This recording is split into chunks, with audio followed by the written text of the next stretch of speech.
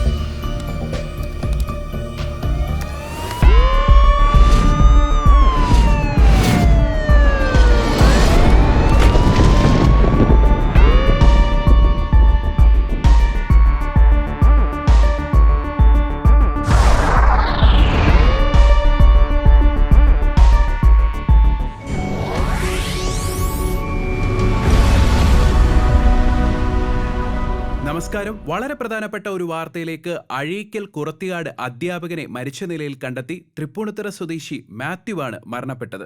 കൊലപാതകമാണെന്നാണ് പോലീസിന്റെ പ്രാഥമിക നിഗമനം. വിശദാംശങ്ങളുമായി ഞങ്ങളുടെ റിപ്പോർട്ടർ അനീറ്റ ചേരുന്നു. അനീറ്റ, എന്തൊക്കെയാണ് കൂടുതൽ വിവരങ്ങൾ? മായ, ഇന്ന് പുലർച്ചെ ഏതാണ്ട് 8 മണിയോടുകൂടിയാണ് അഴീക്കൽ കുറത്തിക്കാട് വാടകയ്ക്ക് താമസിക്കുന്ന മാത്യു എന്നയാൾ കൊല്ലപ്പെട്ട വിവരം അറിയുന്നത്. കൊല്ലപ്പെട്ട മാത്യു ഒരു സ്വകാര്യ സ്ഥാപനത്തിലെ അധ്യാപകൻ കൂടിയാണ്. തലയിൽ അടിയേറ്റ് മരിച്ച നിലയിലാണ് വീടിനുള്ളിൽ നിന്ന് കണ്ടെത്തിയത്. കഴിഞ്ഞ 2 ദിവസമായി അദ്ദേഹത്തിന്റെ ഭാര്യയും മകളും വീട്ടിലുണ്ടായിരുന്നില്ല.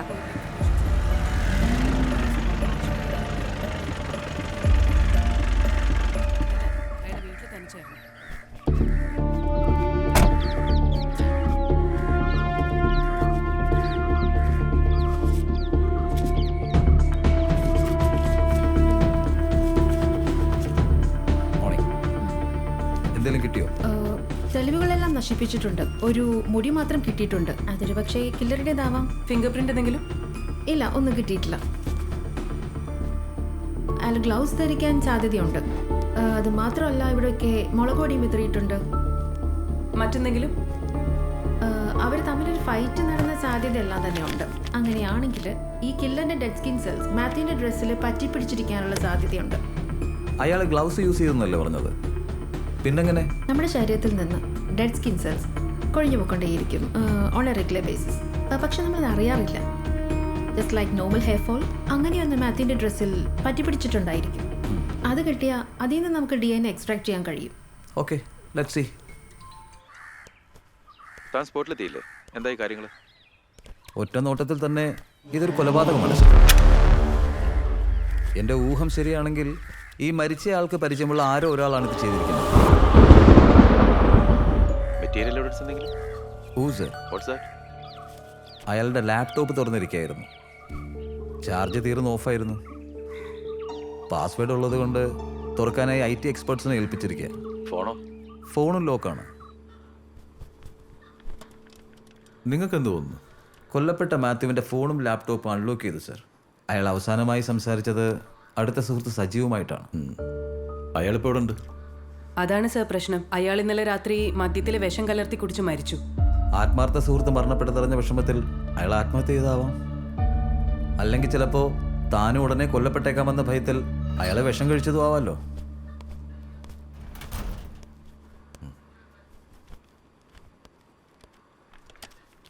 മാത്യുവിന്റെ കൊലയാളിയെ കുറിച്ച് എന്തെങ്കിലും സൂചന കിട്ടിയിട്ടുണ്ടോ?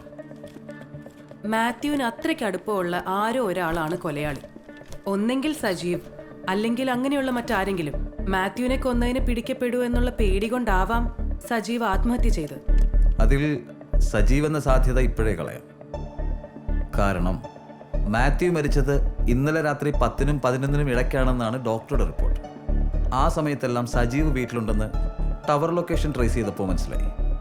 തന്നെയുമല്ല, ഒരിക്കലും പിടിക്കപ്പെടില്ലെന്ന് ഉറപ്പുവരുത്തിയിട്ടാണ് കൊലയാളി ആ വീട്ടിൽ നിന്ന് പോയിരിക്കുന്നത്.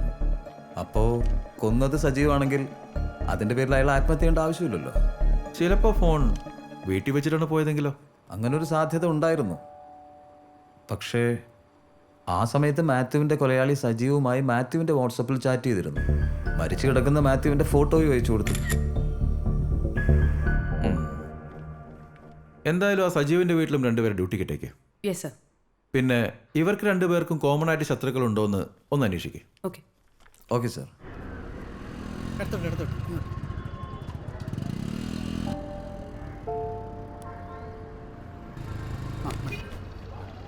ഹെൽമെറ്റൊക്കെ വെക്കണം കേട്ടോ. ലൈസൻസും വേണം. ഓക്കോ.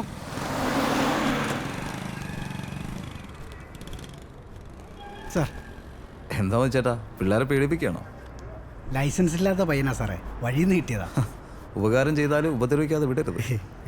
പോലീസായി പോയില്ലേ സാറേ? അല്ല, സാറെന്താ കാണണമെന്ന് പറഞ്ഞ്? ആ മാത്യു കേസ് അറിഞ്ഞായിരുന്നല്ലോ, അതിൻ്റെ ചാർജ് എനിക്കാ. അറിഞ്ഞാലും സാറേ. തനിക്കെന്ത് തോന്നുന്നു? എനിക്ക് ഇത്രയും വലിയ കേസുകളൊന്നും വർക്ക് ചെയ്തുള്ള ശീലമില്ല. നമുക്ക് വല്ല പാസ്പോർട്ട് വെരിഫിക്കേഷനോ പാറാവോ ഒക്കെ കിട്ടാറുള്ളൂ. അച്ഛൻ സർവീസ് ഇരുന്ന് മരിച്ചപ്പോൾ കിട്ടിയ ജോലി ആയതുകൊണ്ട് ആ വിലയെ നമുക്കുള്ളൂ. പിന്നെ ഈ കേസിനെ കുറിച്ച് വായിച്ചും കേട്ടുള്ള അറിവേ ഉള്ളൂ. അതൊക്കെ വെച്ച് നോക്കുമ്പോൾ ഈ മരിച്ചവരെ കൂടാതെ മൂന്നാമതൊരാൾ ഈ കേസിലുണ്ടെന്നാണ് എനിക്ക് തോന്നുന്നത്.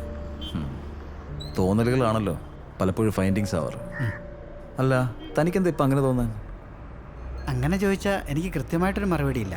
പക്ഷെ ഞാൻ അറിഞ്ഞത് വെച്ച് ഈ മരിച്ചവർ തമ്മിൽ ഭയങ്കര അടുപ്പമായിരുന്നു. പ്രത്യേകിച്ച് യാതൊരു പ്രശ്നങ്ങളും അവർ തമ്മിൽ ഇല്ലായിരുന്നു. എന്തെങ്കിലും ഒരു കാരണമില്ലാതെ ആരും ആരെയും കൊല്ലില്ലല്ലോ സാറേ. അതും ശരിയാ. ചിലപ്പോൾ നമുക്കറിയാത്ത എന്തെങ്കിലും കാരണം ഈ കേസിലുണ്ടെങ്കിലോ? അതിനുള്ള സാധ്യതയുണ്ട്. ചേട്ടൻ എന്തായാലും ഒരു കാര്യം ചെയ്യും, അവന്മാരുടെ ഹിസ്റ്ററി ഒന്ന് നോക്ക്. നാട്, വീട്ടുകാർ, പഠിച്ച സ്കൂള്, കോളേജ്, കൂട്ടുകാർ, അങ്ങനെ കിട്ടാവുന്നത്ര ഡാറ്റ കളക്ട് ചെയ്യും. ചേട്ടന് നമ്മുടെ ടീമിലേക്ക് എടുക്കാനുള്ള പെർമിഷൻ ഞാൻ വാങ്ങിയിട്ടുണ്ട്. Thank you sir. ഈ മരിച്ച രണ്ടുപേർക്കും നമ്മുടെ റെക്കോർഡ്സ് പ്രകാരം കേസോ കാര്യങ്ങളോ ഒന്നുമില്ല. ചിലപ്പോൾ അവരുടെ പാസ്റ്റ് നമുക്ക് പ്രയോജനം ചെയ്തേക്കും എന്നൊരു തോന്നൽ. പിന്നെ ആ മാത്യുവിൻ്റെ ഭാര്യ വഴി ഒന്ന് അന്വേഷിച്ചേക്കും. അവർ മാത്യുവിന് ഇപ്പോൾ ഇറങ്ങി വന്നതാണല്ലോ, കുറച്ച് അൺഒഫീഷ്യൽ റൂട്ട് പിടിച്ചോ. ഒളിച്ചോട്ട കേസായതുകൊണ്ട് ആ വഴിക്കും ശത്രുക്കൾ ഉണ്ടാവാൻ സാധ്യതയുണ്ട്. Okay sir.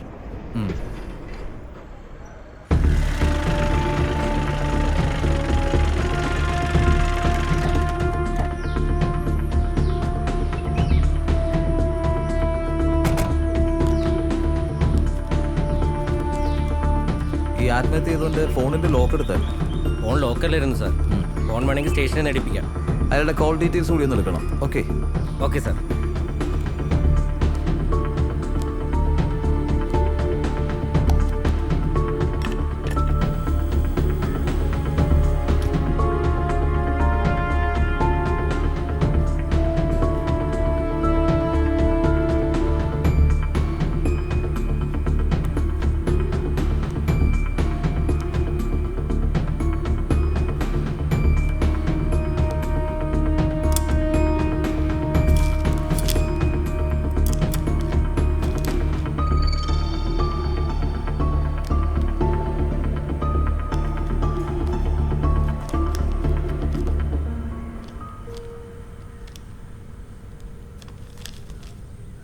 നമുക്കിവിടുത്തെ പോസ്റ്റ്മാനെ ഒന്ന് വിളിപ്പിക്കണം.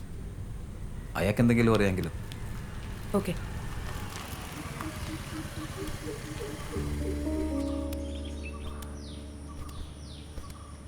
സർ, ഇദ്ദേഹമാണ് ഇവിടുത്തെ പോസ്റ്റ്മാൻ. ഈ മരിച്ചയാളുടെ സുഹൃത്തും കൂടിയാണ് ഇദ്ദേഹം.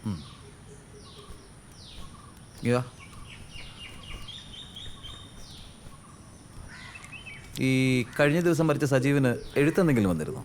വന്നിരുന്നു സർ. മാത്യുവിൻ്റെ കത്തായിരുന്നു. അത് അയച്ച ആളുടെ പേര് തനിക്ക് എങ്ങനെ ഇത്ര കൃത്യമായിട്ട് ഓർമ്മ വന്നു? സജീവിന് അങ്ങനെ ലെറ്ററോ പോസ്റ്റോ ഒന്നും വരാറില്ല സർ. അഥവാ വന്നാൽ തന്നെ വല്ല ബാങ്കിലോ മറ്റോ ആയിരിക്കും. ഇന്നലെ വന്ന കത്തിൽ ഫ്രം അഡ്രസ് ഉണ്ടായിരുന്നില്ല. സജീവത അപ്പം തന്നെ തുറന്നു നോക്കി. ചോദിച്ചപ്പോൾ മാത്യുവിൻ്റെ കത്താണെന്ന് പറഞ്ഞു. മാത്രമല്ല മാത്യു നേരത്തെ ഇവിടെ താമസിച്ചിട്ടുണ്ടായിരുന്നല്ലോ. അങ്ങനെ എനിക്ക് അയാളെ പരിചയമുണ്ട്. പിന്നെ താൻ അയാളെ കണ്ടിരുന്നു? ഇല്ല സർ. അവസാനമായിട്ട് ഞാൻ കാണുന്നത് ആംബുലൻസിൽ. താൻ പോക്കോ, എന്തെങ്കിലും ആവശ്യമുണ്ടെങ്കിൽ വിളിപ്പിക്കും. ശരി സർ.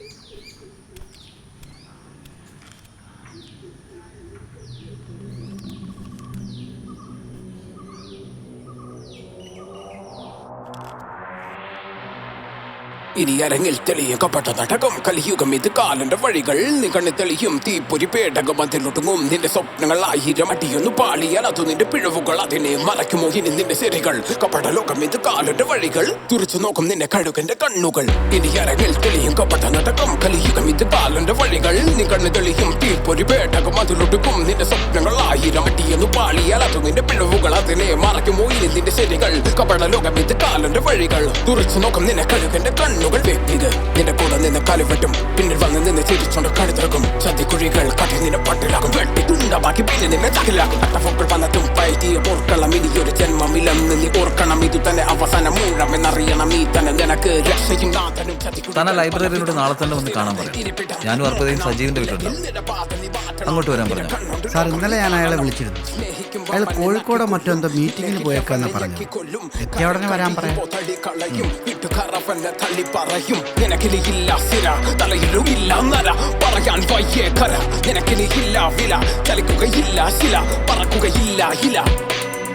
വെളിവില പോകുന്ന വഴിയിൽ ഇതുതാൻ കാലന്റെ വഴികൾ. പല ബന്ധങ്ങൾ പെരുവഴികൾ, അതിലൊട്ട് കൂടി ചില കളികൾ.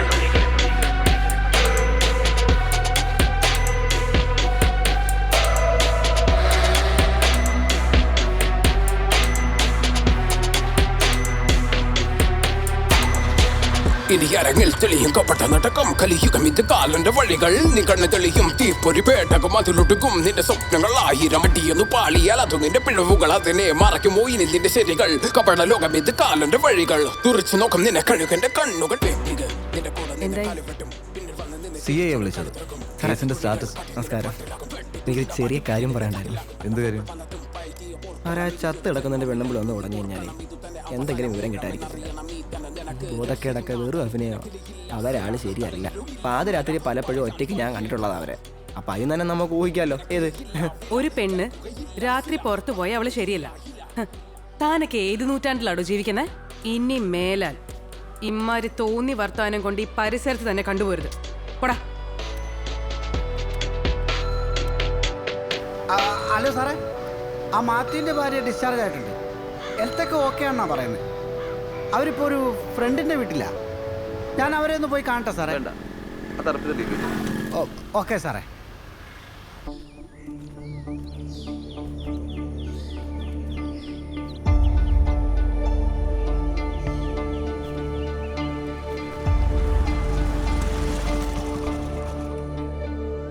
നമസ്കാരം സാർ. ആരാ? വരാൻ പറഞ്ഞിരുന്നു. ലൈബ്രറിയിലാണോ? അതെ. വാ ഇരിക്കേ. എന്താ പേര്? രാജേന്ദ്രൻ. ഈ സജീവനെ എങ്ങനെ അറിയാം? ഞാൻ വർക്ക് ചെയ്യുന്ന ലൈബ്രറിയിൽ വരാറുണ്ട്. നല്ലൊരു വായനക്കാരനായിരുന്നു. അതുകൊണ്ട് തന്നെ പുസ്തകങ്ങളെക്കുറിച്ച് വളരെ ഗഹനമായിട്ട് അറിയാം. നല്ലൊരു മനുഷ്യനായിരുന്നു. ഈ 2 ദിവസം മുമ്പ് അയാൾ നിങ്ങളെ വിളിച്ചിരുന്നു. അതായത് ഈ സജീവ് കൊല്ലപ്പെടുന്നതിന്റെ അന്ന്. സജീവ് കൊല്ലപ്പെട്ടെന്നോ? ആത്മഹത്യ ചെയ്തെന്നാണല്ലോ അറിഞ്ഞത്. അതൊക്കെ എന്തെങ്കിലും ആവട്ടെ, താൻ ചോദിച്ചതിന് ഉത്തരം പറ. വിളിച്ചിരുന്നു. ഒരു പുസ്തകത്തെക്കുറിച്ച് സംസാരിക്കാനാണ്. ഡാൻ ബ്രൗണിൻ്റെ ഡാവിഞ്ചി കോഡ് എന്ന പുസ്തകത്തിലെ ഒരു സംഖ്യയെക്കുറിച്ച് ചോദിക്കാൻ വേണ്ടിയായിരുന്നു. അതിലെ ഒരു പതിപ്പുണ്ടെന്ന് ചോദിക്കാനായിരുന്നു. അത് കൃത്യമായിട്ട് ഓർമ്മയില്ലാത്തതിനാൽ ഞാൻ നോക്കിയിട്ട് പറയാമെന്ന് പറഞ്ഞു. എന്നിട്ട് ഇയാളെ തിരിച്ചു വിളിച്ചില്ലേ? തിരിച്ചു വിളിച്ചിരുന്നു സാർ. അപ്പോൾ DC ബുക്സ് പ്രസിദ്ധീകരിച്ച 19-ാം പതിപ്പിലെ 198-ാം പേജിനെക്കുറിച്ച് അതിലേതോ ഒരു സംഖ്യയുണ്ടെന്നും ആ സംഖ്യയെക്കുറിച്ച് അറിയാൻ അത്യാവശ്യമാണെന്നും പറഞ്ഞു. അന്വേഷിച്ചിട്ട് തിരിച്ചു വിളിക്കണമെന്നും പറഞ്ഞു. എന്നിട്ട് ആ പേജിൽ മാത്സിലെ ഫിബനോച്ചി സംഖ്യയെക്കുറിച്ചായിരുന്നു പരാമർശിച്ചിരുന്നത്.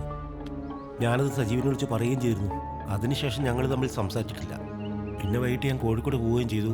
പിറ്റേന്ന് രാവിലെ ഫേസ്ബുക്കിലൂടെയാണ് മരണവാർത്ത ഞാൻ അറിഞ്ഞത്. ആ പറഞ്ഞ നമ്പർ ഏതാന്ന് ഓർക്കുന്നുണ്ടോ? ഓർമ്മയില്ല. ഞാനത് സേവ് ചെയ്ത് വെച്ചിട്ടുണ്ട് അദ്ദേഹത്തിന് കൊടുക്കാൻ വേണ്ടി. താനതൊന്ന് പറഞ്ഞേ. 11 23 58 13 21. അർപ്പിത, ആ മാത്യുവിൻ്റെ ഭാര്യ ഹോസ്പിറ്റലിൽ നിന്ന് വന്നിട്ടുണ്ട്. അവർ കൂടുതൽ എന്തെങ്കിലും ആലോചിക്കും മുന്നേ താൻ അവരുടെ സ്റ്റേറ്റ്മെന്റ് എടുക്കണം. ശരി. നിങ്ങളെന്താ ഡിസ്ചാർജ് ആയിട്ട് വീട്ടിലേക്ക് പോകാതിരുന്നത്? മാത്യു ഇല്ലാത്തോണ്ട് അങ്ങോട്ട് തിരിച്ചു പോകാൻ മനസ്സ് വന്നില്ല മാഡം. സംഭവം നടന്ന ദിവസം നിങ്ങൾ എവിടെയായിരുന്നു? മോക്ക് ചെറിയ ശ്വാസമുട്ടലിന്റെ പ്രശ്നമുണ്ട് സാറേ. ഒരു നാട്ടുവൈദ്യനെ കാണിക്കാൻ ഞങ്ങൾ എൻ്റെ വീട്ടിലേക്ക് പോയേക്കുമായിരുന്നു. അതെന്താ ഹോസ്പിറ്റലിൽ കാണിച്ചാൽ പറ്റത്തില്ലേ? ആശുപത്രിയിലൊക്കെ കാണിച്ച് കുഴഞ്ഞതാ സാറേ. കാശ് പോയതല്ലാതെ കൊച്ചിന്റെ അസുഖം മാത്രം കുറഞ്ഞില്ല. എന്നിട്ടെന്താ മാത്യു വരാതിരുന്നത്? മാത്യുവിന് എൻ്റെ വീട്ടിൽ വരുന്നതൊന്നും ഇഷ്ടമല്ല. ഞാൻ മോളെയും കൊണ്ട് മാത്യുവിൻ്റെ ഒപ്പം ഇറങ്ങിപ്പോന്നതാ. കെട്ടിയോ മരിച്ചിട്ട് അധികം കാലം ആവാത്തോണ്ടും എനിക്ക് മാത്യുവിനേക്കാളും പ്രായക്കൂടുതലായതുകൊണ്ടും എല്ലാവർക്കും എതിർപ്പായിരുന്നു. അതിൻ്റെ പേരിൽ എൻ്റെ ആങ്ങളമാരൊക്കെ മാത്യുവിനെ കുറേ തല്ലിയിട്ടൊക്കെ ഉണ്ട്. കുറേ കാലം കഴിഞ്ഞപ്പോൾ എല്ലാം ഒത്തുതീർപ്പായി. എന്നാലും മാത്യു അങ്ങോട്ട് വന്നിട്ടേ ഇല്ല. അപ്പോ നിങ്ങളുടെ ആങ്ങളമാരെ ഇക്കാര്യത്തിൽ സംശയിക്കാല്ലേ?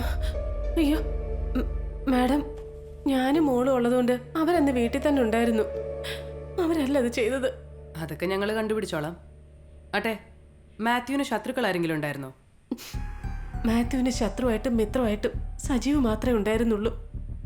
അതെന്താ ശത്രുവായിട്ടും മിത്രമായിട്ടും? രണ്ടുപേർക്കും പറയത്തക്ക ബന്ധുക്കളൊന്നും ഇല്ലാത്തോണ്ട് തമ്മിൽ വലിയ കാര്യമായിരുന്നു. കൊച്ചിലെ മുതലേ വലിയ കൂട്ടാ. എന്നെ കെട്ടുന്നത് വരെ അവരൊരുമിച്ചായിരുന്നു താമസമൊക്കെ.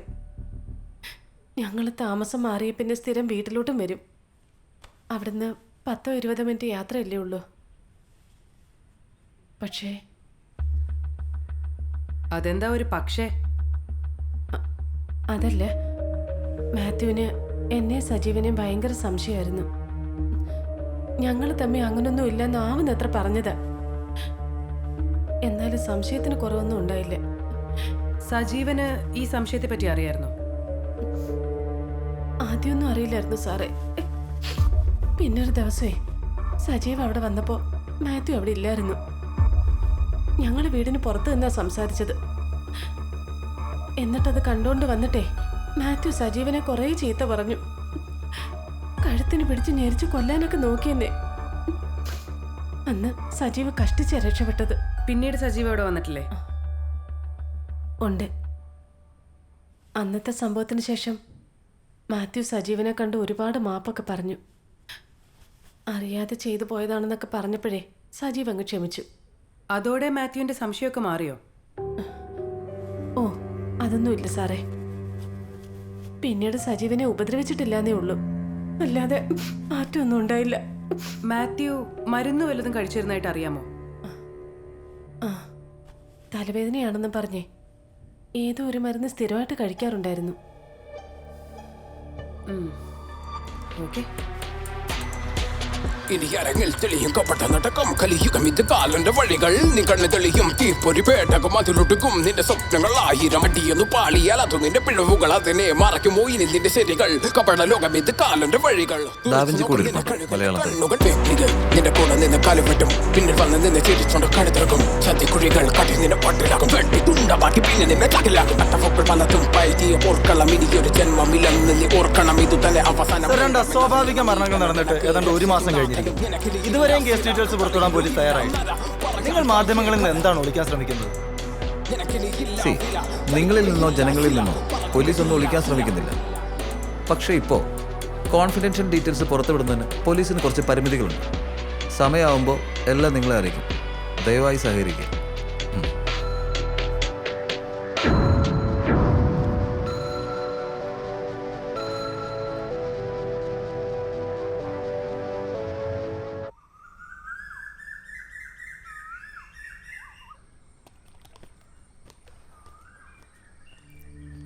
ഇല്ല സാർ, അത് അന്വേഷിക്കാം. Okay sir. ഓക്കെ സാറേ. ശരി സാർ.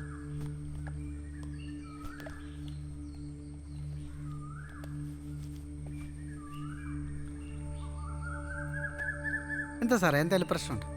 ഏയ് ഒന്നുമില്ലടോ. ആ കേസിൻ്റെ കാര്യം തന്നെ ആലോചിച്ചിട്ടൊരു എത്തും പിടിയും കിട്ടുന്നില്ല. താൻ പോയ കാര്യം എന്തായി? അവന്മാരെക്കുറിച്ച് അന്വേഷിച്ചു. തൃപ്പൂണിത്തറയിലായിരുന്നു രണ്ടുപേരും ജനിച്ചതും വളർന്നതും ഒക്കെ. സ്കൂളിൽ പഠിക്കുമ്പോൾ തൊട്ട് രണ്ടുപേരും നല്ല കൂട്ടായിരുന്നു സാറേ. ചെറുപ്പത്തിലും പ്രത്യേകിച്ച് അലമ്പൊന്നുമില്ലാത്ത ടീമായിരുന്നു. ആ സജീവൻ്റെ കുടുംബം കടം കയറി ആത്മഹത്യ ചെയ്തതാ. ഒരുമിച്ച് വിഷം കഴിച്ചതാ.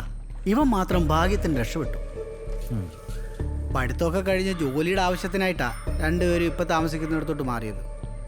മാത്യുവിൻ്റെ അമ്മ എപ്പോഴും ചോദിച്ചിരിപ്പുണ്ട്. അവരെ വല്ലപ്പോഴും കാണാൻ ചെല്ലുന്നതല്ലാതെ രണ്ടുപേർക്കും ഇപ്പോൾ നാടുമായിട്ട് വലിയ ബന്ധമൊന്നുമില്ല സാർ. അന്ന് കൂടെ പഠിച്ച ആരെങ്കിലും കിട്ടിയോ? 1-2 പേരെ കിട്ടി. പക്ഷേ കേസിന് ഗുണം ചെയ്യുന്നതൊന്നും അവർക്കും പറയാനില്ല. പിന്നെ ആ മാത്യുവിൻ്റെ ഭാര്യ ലക്ഷ്മിയുടെ ഹിസ്റ്ററി ഇത്തിരി പ്രശ്നമാണ്. ആദ്യത്തെ വകയിലെ ഭർത്താവിൻ്റെ അനിയൻ കുറച്ച് റോങ്ങാ സാറേ. അവൻ ഈ മാത്യുവിനെയും ലക്ഷ്മിയും കൊല്ലുമെന്നൊക്കെ പലരോടും പറഞ്ഞതായിട്ട് അറിവ്. പക്ഷേ അവനും വലിയ ക്രിമിനൽ ബാക്ക്ഗ്രൗണ്ട്സ് ഒന്നുമില്ല. ഇത്ര പ്ലാൻഡ് ആയൊരു കൊല അവൻ ചെയ്യുമെന്നാ സാർ സംശയം. എന്തോ എൻ്റെ പേര്? അജയൻ. എന്താ ജോലി? ടൈലിൻ്റെ പണിയാ സാർ, പിന്നെ പ്ലംബിംഗ് ഉണ്ട്. സാർമാരെ വിളിപ്പിച്ചെന്തിനാന്ന് പറഞ്ഞില്ല. എന്താ സാറിന് പോയിട്ട് വല്ല ധൃതിയുണ്ടോ? സാറേ പണിയുണ്ട്, കുറച്ച് കഴിഞ്ഞിട്ട് പോയാൽ മതി. സ്വന്തം പണിയല്ല സാറേ, തച്ച ഹാഫ് ഡേ പോവും, അതുകൊണ്ടാ. നിന്റെ ഹാഫ് ഡേ? നിനക്ക് മാത്യുവിനോട് എന്തായിരുന്നു ഇത്ര ശത്രുത? മാത്യുവിനോട് മാത്രമല്ല സാർ, അവൻ്റെ പെണ്ണുമുള്ള ലക്ഷ്മിയോടും എനിക്ക് ശത്രുത തന്നെ. അവരെ ഞങ്ങളുടെ കുടുംബം തടുത്ത്. ലക്ഷ്മി അവർക്ക് ഇഷ്ടമുള്ള ഒരാളുടെ കൂടെ ജീവിക്കാൻ തീരുമാനിച്ചത് അത്ര വലിയ തെറ്റൊന്നുമല്ലല്ലോ. അത് അവരുടെ ഭർത്താവ് മരിച്ച ശേഷം. സ്വന്തം കുടുംബത്തിൽ നടക്കുന്നിടം വരെ ഒന്നും തെറ്റല്ല സാർ. അലമ്പോർത്താനും പറയല, തൂക്കെടുത്ത് അകത്തിടും, പറഞ്ഞേക്കാം. ഞാൻ എൻ്റെ വിഷമം കൊണ്ട് പറഞ്ഞാ സാർ. എൻ്റെ ചേട്ടൻ ജീവിച്ചിരിക്കുമ്പോൾ തന്നെ അവൾക്ക് അവനുമായിട്ട് ബന്ധമുണ്ടായിരുന്നു. ആ പാവം അതറിഞ്ഞ് ചങ്ക് കൂട്ടിയ ചത്ത്. ഒരു സാധുവായിരുന്നു എൻ്റെ ചേട്ടൻ. ലക്ഷ്മിയെ മോളെ അതുപോലെ ഇഷ്ടമായിരുന്നു. എന്നിട്ടും മരിച്ച് 16 തികയുന്നതിന് മുമ്പ് അവൾ വേറൊരുത്തൻ്റെ കൂടെ ഇറങ്ങിപ്പോയി. അതിൻ്റെ നാണക്കേടൊന്നും ഒരു കാലത്ത് മാറത്തില്ല സാറേ. അവളെവിടെയെങ്കിലും പൊക്കോട്ടെ. ആ കൊച്ച് എൻ്റെ ഏട്ടൻ്റെ ഓരയാ. ഞങ്ങൾക്ക് വേണം. ഞങ്ങൾ പൊന്നുമല്ലോ ആയിക്കോളാം. അത് അവളോട് 100 വട്ടം പറഞ്ഞ അവൾ കൊച്ചിനെ തരത്തിലൊന്നും ഒറ്റ വാശിയില്ല. എടോ, ഒരു മകളെ അമ്മയ്ക്കൊപ്പം നിർത്തുക എന്നുള്ളത് അവരുടെ അവകാശമാണ്. അത് തനിക്കറിഞ്ഞൂടെ? അറിയാം സാർ. അങ്ങനെ ഒരുത്തിയുടെ കൂടെ ഞങ്ങളുടെ കൊച്ചു വളരണ്ട. രണ്ടിനെയും കൊന്ന് കൊച്ചിനെയും കൊണ്ടുവന്നാലോ എന്ന് ആലോചിച്ച വീട്ടിലിരിക്കുന്ന അച്ഛൻ്റെ അമ്മയുടെയും കണ്ണീര് കാണാൻ പറ്റുന്നില്ല. അപ്പം നിനക്ക് ഈ കൊലപാതകമായി ഒരു ബന്ധമില്ലെന്നാണോ പറയുന്നത്? ഇല്ല സാർ, രണ്ടിനെയും കൊല്ലണമെന്നുണ്ടായിരുന്നത് നേര് തന്നെയാണ്. അങ്ങനെ ചെയ്തിരുന്നേ അന്ന് പോലീസ് സ്റ്റേഷനിൽ വന്ന് ഞാൻ കീഴടങ്ങിയാണ്. എനിക്കതിന് പേടിയൊന്നുമില്ല. അപ്പോൾ ഇനി ലക്ഷ്മിയെ കൊല്ലാനാണോ നിന്റെ പ്ലാൻ? കൊച്ചിനെ എനിക്ക് കിട്ടണം സാറേ. അവൻ്റെ വർത്താനം കേട്ടില്ല സാർ. നീ ഇപ്പോൾ പൊക്കോ. ഇടയ്ക്ക് ആവശ്യമുണ്ടെങ്കിൽ വിളിപ്പിക്കും. വേണ്ടാത്ത ചിന്തകളൊന്നും മനസ്സിൽ വെച്ചേക്കണ്ട. സാറേ, അവൾ ആരുടെ കൂടെ വേണേലും ജീവിച്ചോട്ടെ. ആ കൊച്ചിനെ ഞങ്ങൾക്ക് തിരിച്ചു വേണം. എനിക്ക് വലിയ പഠിപ്പും വിവരമൊന്നുമില്ല. ആരെ കാണണമെന്നൊന്ന് സഹായിക്കാൻ പറ്റുമോ സാറേ? അതൊക്കെ നമുക്ക് നോക്കാം. നീ ഇപ്പം ചെല്ല്. ശരി സാറേ.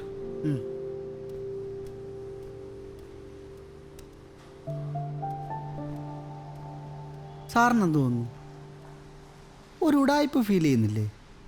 ഓ, അവൻ ഇതിൽ പങ്കുള്ളതായിട്ടൊന്നും തോന്നുന്നില്ലടോ. ആ കേസിൻ്റെ കാര്യം എന്തായി? Any progress? അതൊരു കുഴഞ്ഞ അവസ്ഥയിലാണ് സർ. ഈ സജീവ് എന്ന് പറയുന്നവൻ ആത്മഹത്യ ചെയ്യാനുള്ള മാനസികാവസ്ഥയിലായിരുന്നു എന്നുള്ളതിൻ്റെ യാതൊരു ലക്ഷണവുമില്ല. പിന്നെ ആകെയുള്ളൊരു കാര്യം, ഒരു ലൈബ്രറിനെ വിളിച്ചിട്ട് ഡാവിഞ്ചി കോഡ് എന്ന പുസ്തകത്തിൻ്റെ ഒരു പ്രത്യേക പതിപ്പിലെ ഒരു പേജിനെ കുറിച്ച് അന്വേഷിച്ചു എന്നുള്ളതാണ്. അത് കിട്ടിയോ? കിട്ടി സർ. അതൊരു നമ്പറാണ്. പക്ഷേ അത് എന്തിനാണ് അന്വേഷിച്ചതെന്ന് നമുക്ക് കണ്ടെത്താനായിട്ടില്ല. അന്നേ ദിവസം ആ ലൈബ്രറിയോടല്ലാതെ മറ്റാരോടും അയാൾ സംശയകരമായ രീതിയിൽ സംസാരിച്ചിട്ടുമില്ല. ഇനിയിപ്പോൾ മാത്യുവിൻ്റെയും സജീവിൻ്റെയും കമ്പ്യൂട്ടറിനെയും ഫോണിനെയും കുറിച്ച് സൈബർ ഫോറൻസിക്കിൻ്റെ റിപ്പോർട്ട് കൂടി വരാനുണ്ട്. കേസ് ഇത്ര സെൻസേഷനൊന്നും അല്ലാത്തതുകൊണ്ട് റിപ്പോർട്ട് വരാൻ വൈകുമായിരിക്കും. നിങ്ങളെന്തായാലും അവരൊന്ന് കോൺടാക്ട് ചെയ്യും. ഇട്ട് വൈകിപ്പിക്കാതെ റിപ്പോർട്ട് തരണമെന്ന് പറ. ഇനിയിപ്പോൾ ലോക്കൽ ബൈ ഇലക്ഷനൊക്കെ വരികയാണ്. രാഷ്ട്രീയക്കാർ ഇമേജ് സ്റ്റണ്ട് തുടങ്ങുന്നതിന് മുമ്പ് നമുക്കിതൊരു തീരുമാനമാക്കണം. അല്ല, നിങ്ങൾ CCTV ഫൂട്ടേജ് ഒന്നും ചെക്ക് ചെയ്തിട്ടില്ലേ? അടുത്തുള്ള കടകളുടെ മറ്റോ? മാവേലിക്ക് പോലും പിടിയില്ലാത്ത ആ ഓണം കേറാ മൂലയിൽ ആര് CCTV വെക്കാനാണ് സർ? അത്ര വലിയ കടകളോ ഓഫീസുകളോ ഒന്നും ആ ഭാഗത്തില്ല. ആ മാത്യുവിൻ്റെ ഭാര്യ ചോദ്യം ചെയ്തിട്ട് എന്തെങ്കിലും കിട്ടിയോ? കുഞ്ഞിനെന്തോ അസുഖമായിട്ട് അവരൊരാഴ്ചയായിട്ട് അവരുടെ വീട്ടിലായിരുന്നു. ആ മൊഴി നമ്മൾ വെരിഫൈ ചെയ്തിട്ടുണ്ട്. അവരുടെ മൊഴിയും ലീഡ് ചെയ്യുന്നത് സജീവിലോട്ടാണ്.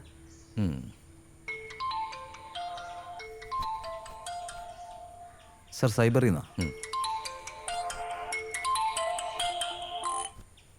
ഹലോ. ആ കേസിന്റെ കാര്യത്തിൽ ഒരു ബ്രേക്ക് ത്രൂ കിട്ടിയിട്ടുണ്ട്. സംഭവം അൺഒഫീഷ്യലാണ്. ഒന്ന് കാണാൻ പറ്റുമോ? നീ എവിടെ ഉണ്ട്? ഞാനിവിടെ സാൻഡ് ബാങ്ക് കഫേലുണ്ട്. ഞാൻ അങ്ങോട്ട് വരാം.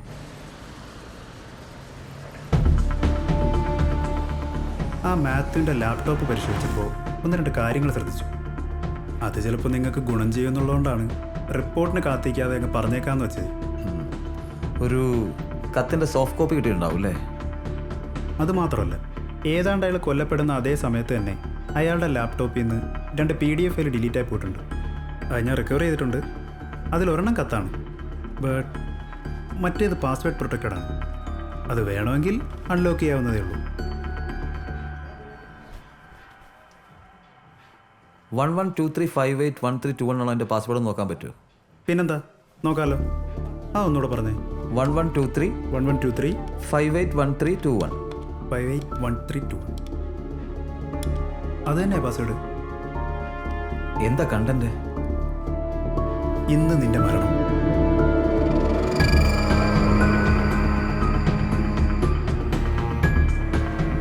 അപ്പോ ആ കത്തിലുണ്ടായിരുന്ന എന്താ? അത് ഞാൻ നിനക്ക് അയക്കാം.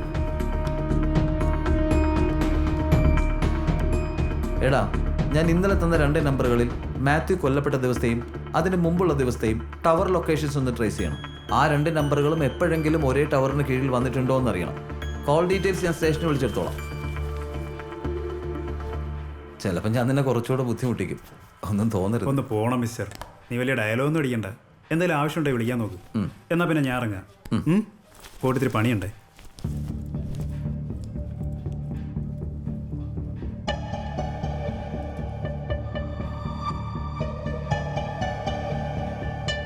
താൻ ആ മരിച്ചവന്മാരുടെ ഓഫീസിലെ CCTV വിഷ്വൽസ് ചെക്ക് ചെയ്തായിരുന്നു. അത് കിട്ടുമെന്ന് തോന്നുന്നില്ല സാർ. അതെന്താ? ഞാൻ ഈ അടുത്ത സമയത്ത് ഒരു ആക്സിഡന്റ് കേസിലെ കുറച്ച് ക്ലിപ്പിംഗ്സ് എടുക്കാൻ വേണ്ടി അവിടെ ചെന്നായിരുന്നു. അപ്പോൾ അവിടുത്തെ ക്യാമറ കംപ്ലൈൻ്റ് ആണെന്നാണ് പറഞ്ഞത്. ആ അത് ശരിയാക്കിക്കൂടുന്നില്ലല്ലോ. താൻ എന്തായാലും ഒന്ന് പോയി നോക്ക്. Okay sir. അടുത്തുള്ള കടകളിൽ ഒന്ന് കയറിയേക്കും. Oh sir. എന്തെങ്കിലും ഹിന്റ് കിട്ടിയാലോ? Okay sir.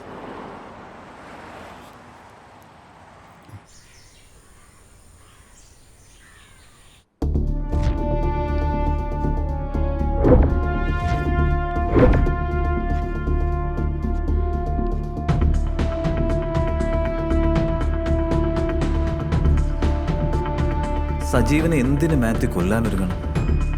സാധാരണ സ്കിസോഫ്രീനിക് പേഷ്യൻസ് കഴിക്കാറുള്ള റിസ്പെറിഡോൺ ടാബ്ലറ്റ് കഴിച്ചിരുന്നതിൽ നിന്ന് തന്നെ മാത്യു ഒരു സംശയരോഗി ആയിരുന്നിരിക്കാൻ സാധ്യതയുണ്ട്. ഒരു പക്ഷേ അപ്രതീക്ഷിതമായ എന്തെങ്കിലും സാഹചര്യത്തിൽ സജീവിനെയും ലക്ഷ്മിയെയും അയാൾ ഒരുമിച്ച് കണ്ടിരിക്കാം. നിങ്ങൾ പോയില്ലയോ? ഞങ്ങൾ ഇറങ്ങാൻ തുടങ്ങുമായിരുന്നു. അപ്പോഴാണ് സജീവ് വന്നത്. സംസാരിച്ചിട്ട് പോകാമെന്ന് വിചാരിച്ചു. നീ എപ്പോ വന്നു? ഞാനിവിടെ അടുത്തൊരു സ്ഥലം വരെ പോയപ്പോൾ ലക്ഷ്മിയെ കണ്ട് ഇങ്ങോട്ടൊന്ന് കയറിയെന്നേ ഉള്ളൂ. എന്നാ നിങ്ങൾ സംസാരിക്കേ, ഞങ്ങൾ ഇറങ്ങട്ടെ. പോവാമോളെ. മുൻപ് തന്നെ ലക്ഷ്മിക്കും സജീവിനും ഇടയിൽ എന്തോ ബന്ധമുണ്ടെന്ന് വിശ്വസിച്ചിരുന്ന മാത്യുവിന് താൻ ഇല്ലാത്ത സമയത്ത് അവരെ ഒരുമിച്ച് കണ്ടപ്പോൾ തൻ്റെ സംശയം സത്യമാണെന്ന് തോന്നിയിട്ടുണ്ടാവാം. അതൊക്കെ തന്നെയാവാം സജീവിനെ കൊല്ലണമെന്ന ചിന്ത മാത്യുവിലുണ്ടാക്കിയത്.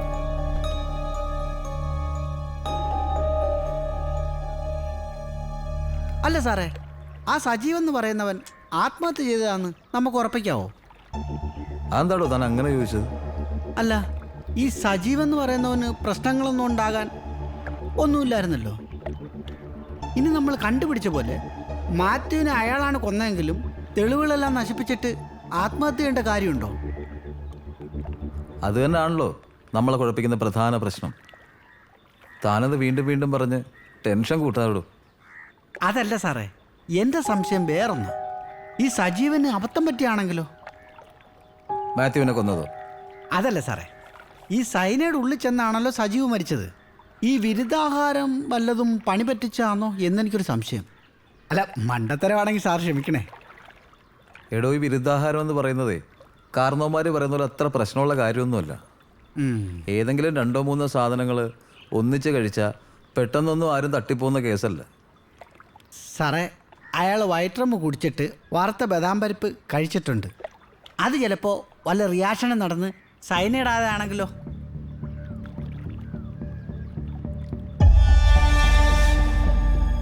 താൻ പറഞ്ഞപ്പോഴാണ് ഒരു കാര്യം ഓർത്തത്. ഈ കേസിൽ നമ്മൾ ശ്രദ്ധിക്കാതെ പോയൊരു കാര്യമുണ്ട്.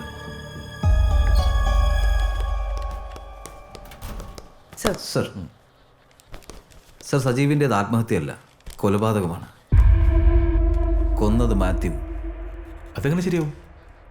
മാത്യുവിൻ്റെ കാര്യത്തിൽ സജീവനെയാണല്ലോ ഇപ്പോൾ നമുക്ക് സ്ട്രോങ് ആയി സംശയിക്കാൻ പറ്റുന്നത്. മാത്യു കൊല്ലപ്പെട്ടത് സെപ്റ്റംബർ 4 രാത്രി 10 മണിക്ക് ശേഷം. എന്നാൽ സജീവ് മരിച്ചത് അതേ ദിവസം രാത്രി 12 മണിക്ക് ശേഷം എന്നല്ലേ പോസ്റ്റ്മോർട്ടം റിപ്പോർട്ട്. ഈ സജീവിന് വൈകിട്ട് ജിമ്മിൽ പോകുന്ന ശീലമുണ്ട്. അയാൾ കൊല്ലപ്പെട്ട ദിവസവും അതിന് മാറ്റമൊന്നുമില്ല. പക്ഷേ ആ സമയത്ത് മാത്യുവിന്റെ ഫോൺ സജീവിന്റെ ടവർ ലൊക്കേഷനിലുണ്ടായിരുന്നു. സംഭവ ദിവസം വൈകിട്ട് മാത്യു അവിടെ വന്നത് കണ്ടവരും ഉണ്ട്. ഒരു പക്ഷേ സജീവ് ആ സമയത്ത് അവിടെ തിരിച്ചു വന്നിരുന്നെങ്കിലോ? അല്ലെങ്കിൽ അന്ന് ജിമ്മിൽ പോയില്ലായിരുന്നെങ്കിലോ?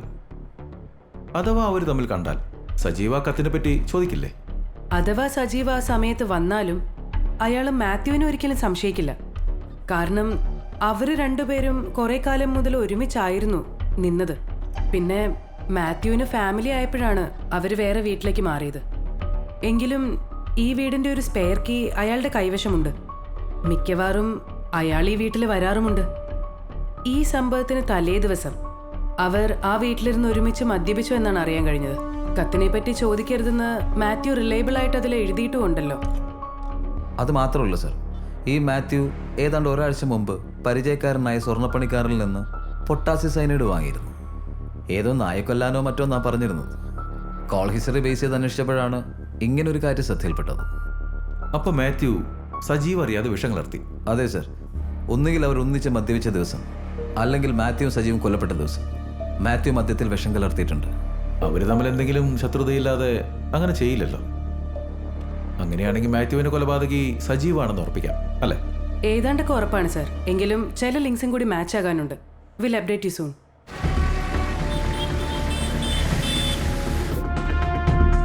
മാത്യു വാങ്ങിയ പൊട്ടാസ്യം സയനൈഡ് എങ്ങനെ സജീവിന്റെ മധ്യത്തിലെത്തി?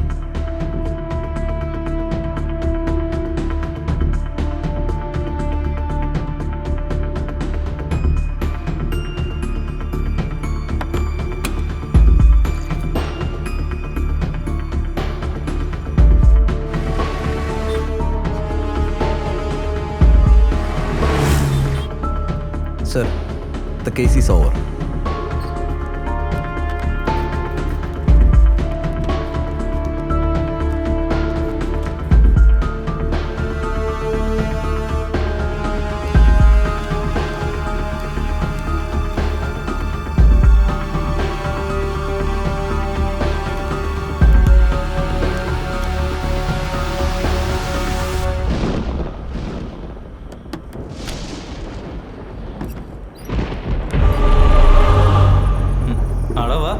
എന്താ ഈ നേരത്ത് കൈ ഗ്ലൗസ് ഒക്കെ ഇട്ട് ഓട്ടിക്കാൻ ഇറങ്ങിയാണോ?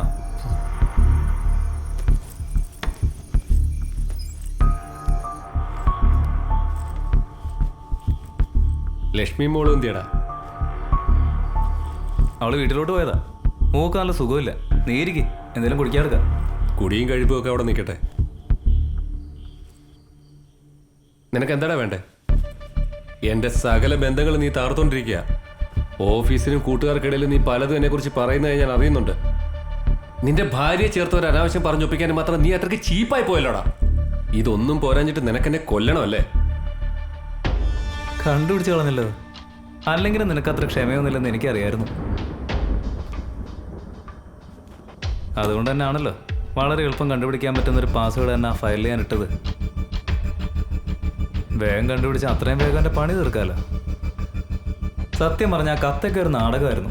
നിന്നെ കൊന്നു കഴിഞ്ഞ് ഞാൻ മുങ്ങിക്കഴിയുമ്പോൾ എനിക്കെന്തോ അപകടം പറ്റിയെന്ന് പോലീസിനെ അറിയിക്കാനുള്ള വേറൊരു ഒരു നാടകം. ആട്ടെ, നീ എന്നെ കൊല്ലാൻ വന്നതാണോ? സത്യം പറയാലോ, നീ ചത്ത് കാണുമെന്ന് ഞാൻ പ്രതീക്ഷിച്ചത്. അതുകൊണ്ട് തന്നെ ഈ വരവ് ഞാൻ തീരെ പ്രതീക്ഷിച്ചില്ല കേട്ടോ.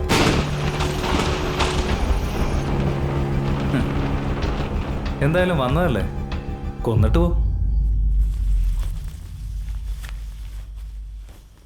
പക്ഷേ എന്നാലും നീ മരിക്കും.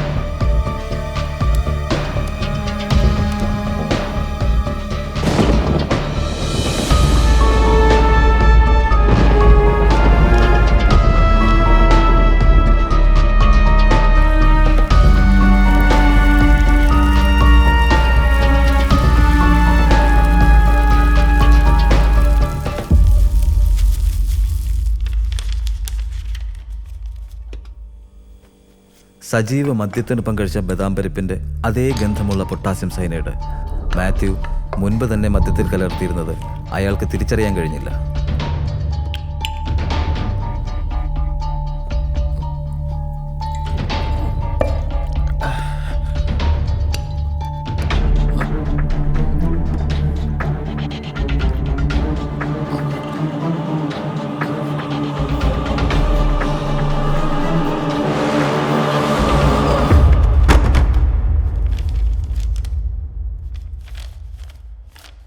ഈ മാത്യു സജീവനെ കൊല്ലാനുണ്ടായ കാരണം?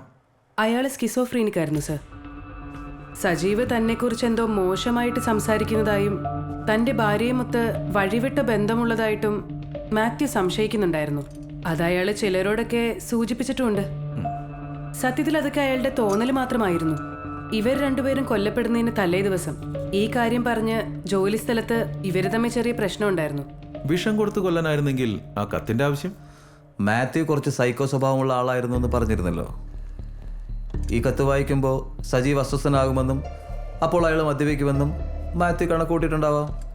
സജീവ് അയാളെ തേടി ചെല്ലുമെന്ന് അയാൾ കരുതിയിട്ടുണ്ടാവില്ല. അതാണ് തിരിച്ചൊരു അറ്റാക്ക് ഉണ്ടാവാതിരുന്നത്. അപ്പോൾ സജീവ് മാത്യുവിനെ കൊല്ലാനും ഇത് തന്നെയാണോ കാരണം?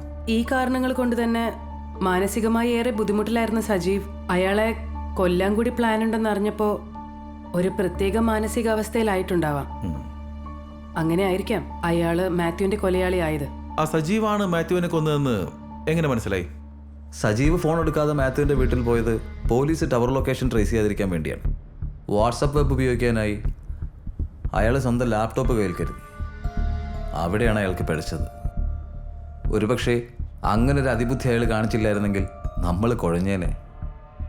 സൈബർ സെല്ലിൽ ഡീറ്റെയിൽഡായിട്ട് പരിശോധിച്ചപ്പോൾ ആ സമയത്ത് സജീവ് വാട്സപ്പ് ഉപയോഗിച്ചത് മാത്യുവിൻ്റെ വീട്ടിലെ വൈഫൈയിൽ നിന്നാണെന്ന് മനസ്സിലായി. അവിടുത്തെ സ്ഥിരം സന്ദർശകനായ സജീവിൻ്റെ ലാപ്പിൽ വൈഫൈ ഓട്ടോ കണക്ട് ചെയ്താവാം. പരിഭ്രമത്തിനിടയിൽ അയാളത് ശ്രദ്ധിച്ചു കാണില്ല. ഏതൊരു അതിബുദ്ധിമാനും പറ്റുന്ന ചെറിയൊരു പാളിച്ച. മാത്യുവിന്റെ ഷർട്ടിൽ നിന്ന് കിട്ടിയ DNA സാമ്പിളുകൾ സജീവിൻ്റെതാണെന്ന് ഫോറൻസിക് റിപ്പോർട്ടുമുണ്ട് സർ. സംഭവത്തിന് ശേഷം വീട്ടിലെത്തിയ സജീവ് വിഷം കലർന്നെന്നറിയാതെ ഫ്രിഡ്ജിലിരുന്ന മദ്യം കഴിച്ച് മരിച്ചു അല്ലേ? അതെ sir. Okay, that makes sense. Anyway, nice job guys. Thank you sir. Thank you sir.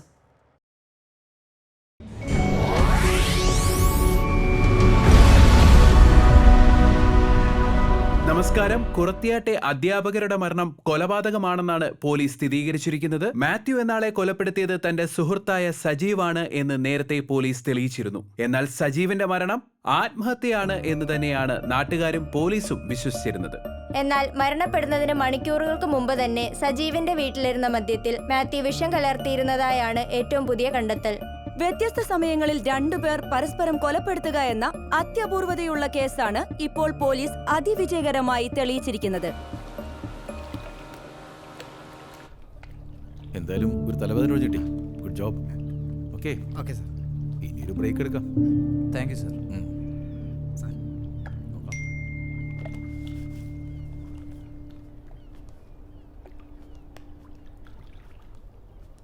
വളരെ കോംപ്ലിക്കേറ്റഡ് ആയ 2 കൊലപാതകങ്ങൾ സമർത്ഥമായി തെളിയിച്ച പോലീസിന് അഭിനന്ദനങ്ങൾ. ഇനിയും ഒരുപാട് കേസുകൾ ഇങ്ങനെ തെളിയിക്കാൻ കഴിയട്ടെ. ക്ഷമിക്കണം, ഇങ്ങനെ തെളിയിക്കാനല്ല, നന്നായി തെളിയിക്കാൻ കഴിയട്ടെ എന്ന് ആശംസിക്കുന്നു. അവിടെ എവിടെയും തൊടാതെയുള്ള ഈ സംസാരം നിങ്ങൾക്കൊക്കെ ബോറടിക്കുമെന്നറിയാം.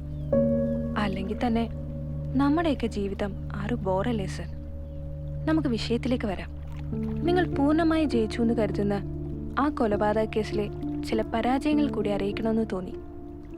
ഒന്നിനുമല്ല, വെറുതെ ഒരു സാധുവിന്റെ ആത്മാവിന് മോക്ഷം കിട്ടാൻ വേണ്ടിയെങ്കിലും. ഏതാണ്ട് 15 വർഷം മുമ്പ് നടന്നൊരു കഥയാണ്.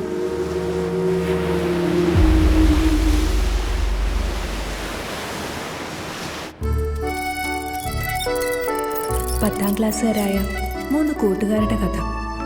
പഠിക്കാനും കളിക്കാനും എല്ലാം അവരൊരുമിച്ചായിരുന്നു.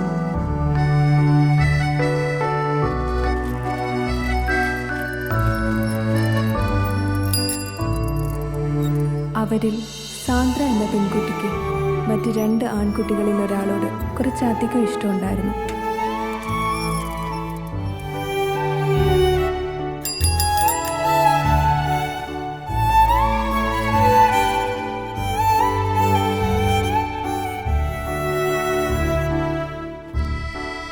എന്നും എന്തെങ്കിലും ഒന്ന് അവനായി അവൾ കരുതിയിരുന്നു.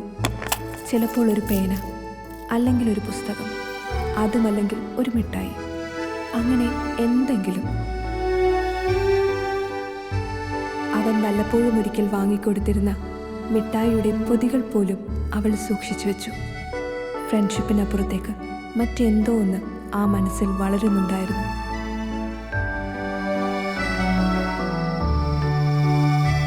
ഒരു ദിവസം അവൾ അവനൊരു ലവ് ലെറ്റർ എഴുതി.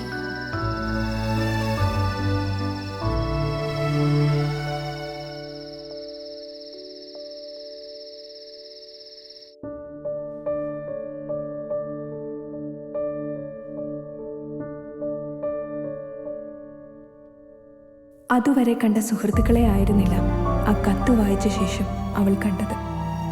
അവരവളെ ഒരുപാട് കളിയാക്കി. വളർച്ച മുരടിച്ച ഒരു പെണ്ണിന് പ്രണയിക്കാനുള്ള യോഗ്യത പോലുമില്ലെന്ന് അവരുടെ ഓരോ പരിഹാസ വാക്കുകളിലും ഉണ്ടായിരുന്നു. ഒന്നും മിണ്ടാനാവാതെ നിറ കണ്ണുകളോടെ നിൽക്കാനേ അവൾക്ക് കഴിഞ്ഞുള്ളൂ.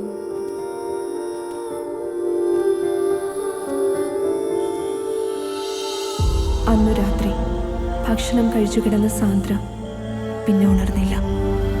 കേട്ടുകേൾവി പോലുമില്ലാത്ത വിധം 15-ാം വയസ്സിൽ ഒരു സൈലന്റ് അറ്റാക്ക്. അത്രമേൽ സ്നേഹിക്കുകയും വിശ്വസിക്കുകയും ചെയ്തവരിൽ നിന്നുള്ള കുത്തുവാക്കുകൾ ഒരു പക്ഷേ ആ കുഞ്ഞു ഹൃദയത്തിന് താങ്ങാൻ പറ്റുന്നതിലും അപ്പുറമായിരുന്നിരിക്കണം. ആത്മഹത്യയോ കൊലപാതകമോ അല്ലാത്ത ഒരു സ്വാഭാവിക മരണത്തിന് ആരെ കുറ്റപ്പെടുത്താനാണ്? മാനസിക പീഡനത്തിന് ആർക്കെതിരെയും തെളിവുകളൊന്നും ഉണ്ടായിരുന്നില്ലല്ലോ. സാന്ദ്ര മരിച്ചതിൽ പിന്നെ അവളുടെ കുടുംബം ആ നാട്ടിൽ നിന്നും താമസം മാറി. അന്നത്തെ ആ ആൺകുട്ടികൾ വളർന്നു വലുതായി ഡിഗ്രിയും PGയും ഒക്കെ എടുത്തു. വർഷങ്ങളേറെ കഴിഞ്ഞിട്ടും അവർ ഇണപിരിയാത്ത സുഹൃത്തുക്കളായി തുടർന്നു. ഒരേ സ്ഥാപനത്തിൽ ജോലി പോലും നേടി. ആ സുഹൃത്തുക്കളാണ് നിങ്ങൾ അന്വേഷിച്ച കേസിലെ സജീവും മാത്യുവും. മെറീന എന്ന പേരിൽ അതേ ഓഫീസിൽ റിസപ്ഷനിസ്റ്റായി ജോലി നേടിയ ഞാൻ അന്നത്തെ സാന്ദ്രയുടെ അനിയത്തിയും.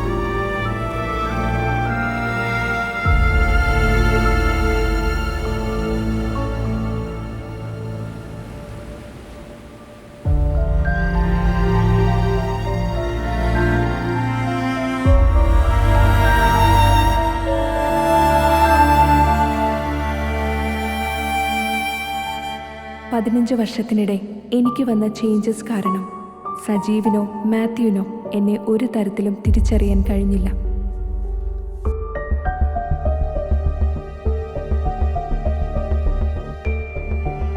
അവർക്ക് ഞാൻ പുതിയതായി വന്നൊരു റിസപ്ഷനിസ്റ്റ് മാത്രമായിരുന്നു. ചെറുപ്പമായതുകൊണ്ട് തന്നെ വളരെ എളുപ്പം അവരുമായി അടുക്കാൻ എനിക്ക് കഴിഞ്ഞു.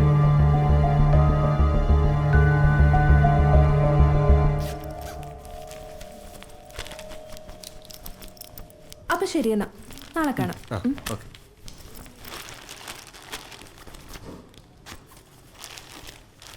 എന്താടാ മുഖത്തൊരു ടെൻഷൻ?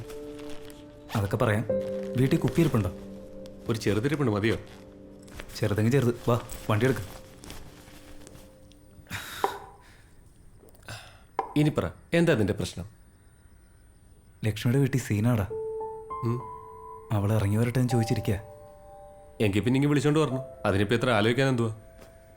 അതല്ലടാ, നമ്മൾ ബാച്ചിലേഴ്സ് താമസിക്കുന്നിടത്തേക്ക് അവളെ മോളെ എങ്ങനെ കൊണ്ടുവരാനാ? നിനക്കൊരു വീട് കിട്ടിയാൽ പോരെ? അതൊക്കെ നമുക്ക് സംഘടിപ്പിക്കാം. നീ എത്രയും വേഗം അവളെ ഇങ്ങനെ ഇറക്കിക്കൊണ്ടുവരാൻ നോക്ക്. ഇന്ന് ഒറ്റയ്ക്കേ ഉള്ളൂ. ബാലെവിടെ പോയി? അവനോട് കല്യാണം കഴിക്കാൻ പോയതാ. Good morning. Good morning. Mathew എവിടെ പോയി?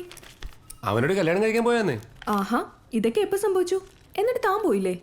അതൊക്കെ അങ്ങ് സംഭവിച്ചു.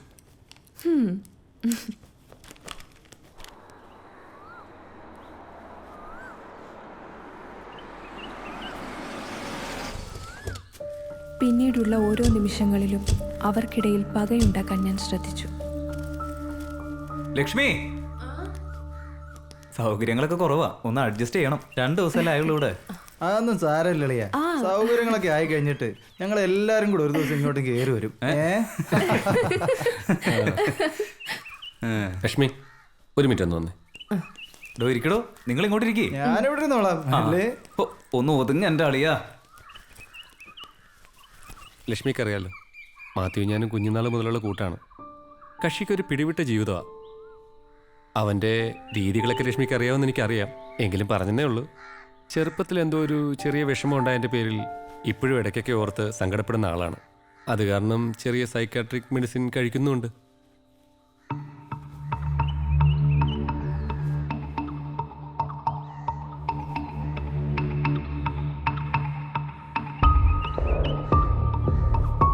എട്ടുകാലി വല നെയ്യുന്നത് കണ്ടിട്ടില്ലേ?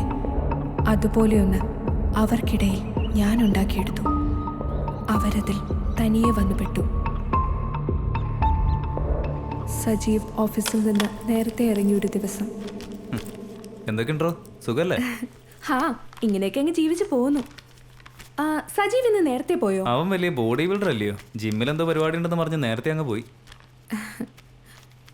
അതെ, ഇയാളോട് മാത്രമായൊരു കാര്യം പറയാനുണ്ടായിരുന്നു. നിങ്ങൾ തമ്മിൽ എത്ര വർഷത്തെ പരിചയമുണ്ട്? ഇവിടെ വന്നിട്ടാണോ കൂട്ടായത്? ഞങ്ങൾ പണ്ട് മുതലുള്ള ഫ്രണ്ട്സ് ആടോ. ഇപ്പൊ എന്താ ഇങ്ങനെ ഒരു ചോദ്യം?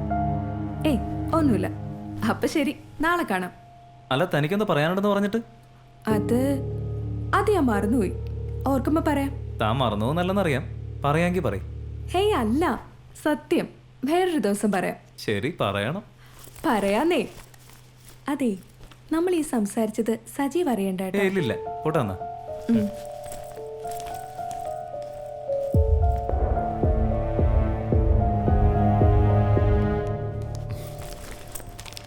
മാത്യു ഇന്ന് ലീവ് ആട്ടോ. ആ, ആളിപ്പോ വിളിച്ച് വെച്ചതേ ഉള്ളൂ. ഓഹോ, അപ്പൊ അന്തർധാര സജീവമാണ്. ഓ, അന്തർധാരയൊക്കെ അവിടെയല്ലേ? ലക്ഷ്മി ചേച്ചി എന്ത് പറയുന്നു? മാത്യുവിന്റെ ഭാര്യയുടെ കാര്യം എന്നോട് ചോദിച്ചാൽ ഞാൻ എങ്ങനെ അറിയാനാ? അത് അവനോടല്ലേ ചോദിക്കണ്ടേ? അങ്ങനല്ലല്ലോ ഞാൻ അറിഞ്ഞത്. താൻ സീരിയസ് ആയിട്ടാണോ? ബാക്കിയുള്ളവർക്ക് അറിയാവുന്നതേ എനിക്കും അറിയൂ. വെറുതെ എന്നെ അതിലോട്ട് വലിച്ചിടല്ലേ. എടോ, ഞാനൊന്നും അറിഞ്ഞായിട്ട് പോലും ഭാവിക്കില്ല. താൻ കാര്യം പറ. നിങ്ങൾ തമ്മിൽ എന്തോ ചുറ്റിക്കളി ഉണ്ടെന്ന് മാത്രമേ മാത്യു എന്നോട് പറഞ്ഞിട്ടുള്ളൂ. കൂടുതലൊന്നും ചോദിക്കരുത്. സോറി.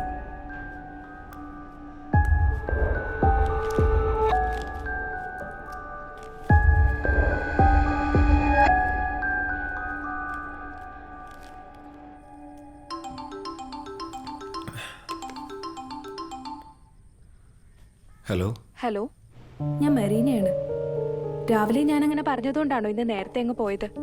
ഞാൻ വിഷമിപ്പിക്കാൻ വേണ്ടി പറഞ്ഞതല്ല. Really sorry. ഏയ്, അതൊന്നുമല്ല. ഞാനിത് കുറേ നാളായിട്ട് കേൾക്കുന്ന. ഇനി താനും കൂടെ പറയാനുള്ളായിരുന്നു. മാത്യു ആയി പരിചയത്തിലായ സമയത്ത് തന്നെ പുള്ളി ഇക്കാര്യം സൂചിപ്പിച്ചിരുന്നു. ഞാനത് തന്നോട് പറയണമെന്ന് പലതവണ വിചാരിച്ചതാ.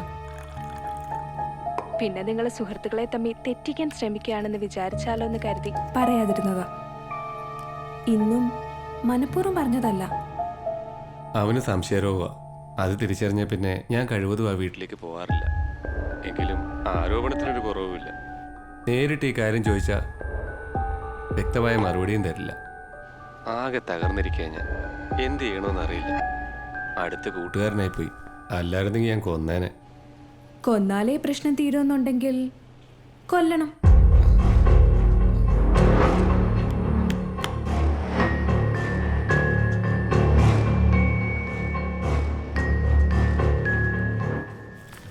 Good morning. ഇന്ന് ലേറ്റ് ആണല്ലോ. സജീവ് എവിടെ? നേരത്തെ ഇറങ്ങിയതാ. മുടിഞ്ഞ ട്രാഫിക് ബ്ലോക്ക്. സജീവ് ക്ലാസ്സിലേക്ക് പോയി. അല്ല, താനെന്താ പറയാനുണ്ടെന്ന് പറഞ്ഞിട്ട്? അതിന് ഇയാളെ പിന്നെ കണ്ടിട്ട് വേണ്ടേ? ഇപ്പൊ കണ്ടല്ലോ. ഇനി പറ, എന്താ കാര്യം? ഞാൻ പറയാം, പക്ഷേ സജീവ് അറിഞ്ഞ എന്നെ കൊല്ലും. താനയാളോട് ചോദിക്കില്ല എന്ന് ഉറപ്പ് വരണം. ഇല്ലടോ, താൻ സസ്പെൻസ് ഇടാതെ കാര്യം പറ. തനിക്കൊരു സാന്ദ്രയെ അറിയാമോ? കുറേ സാന്ദ്രമാരെ അറിയാലോ. അതിൽ ഏത് സാന്ദ്രയാ വേണ്ടത്? ഇയാൾക്കും സജീവിനും മാത്രം അറിയാവുന്ന ഒരു സാന്ദ്ര. നിങ്ങളുടെ ചൈൽഡ്ഹുഡ് ഫ്രണ്ടായിരുന്ന സാന്ദ്ര മാത്യു കാരനാണ് മരിച്ചതെന്ന് സജീവ് കുറച്ച് ദിവസം മുമ്പേ തന്നെ പറഞ്ഞ. ഞാനത് ഇയാളോട് പറയാൻ മടിച്ചതാ. നിങ്ങൾ തമ്മിലുള്ള അടുപ്പം ഞാൻ കാരണം ഇല്ലാതാകരുതല്ലോ, അതാ.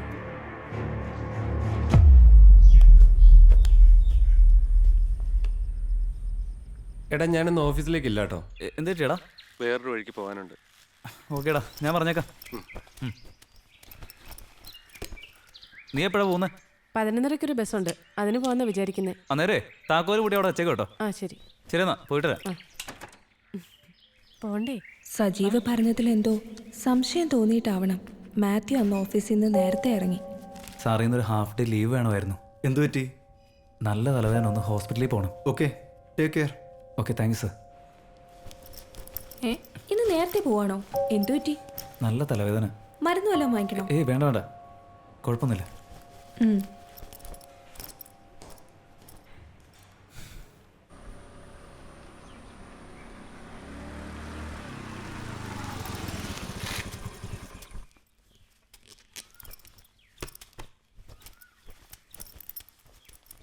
നിങ്ങൾ പോയില്ലയോ? ഞങ്ങൾ ഇറങ്ങാൻ തുടങ്ങുമായിരുന്നു. അപ്പോഴാണ് സജീവ് വന്നത്. സംസാരിച്ചിട്ട് പോകാമെന്ന് വിചാരിച്ചു. നീ എപ്പോ വന്നു? ഞാനിവിടെ അടുത്തൊരു സ്ഥലം വരെ പോയപ്പോൾ ലക്ഷ്മിയെ കണ്ട് ഇങ്ങോട്ടൊന്ന് കയറിയെന്നേ ഉള്ളൂ. എന്നാ നിങ്ങൾ സംസാരിക്കേ, ഞങ്ങൾ ഇറങ്ങട്ടെ. പോവാം മോളെ, വാ. എന്നാ ശരി.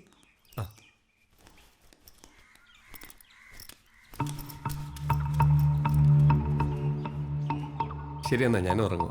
പിന്നെ കാണാം. ഓക്കെ. ഒരു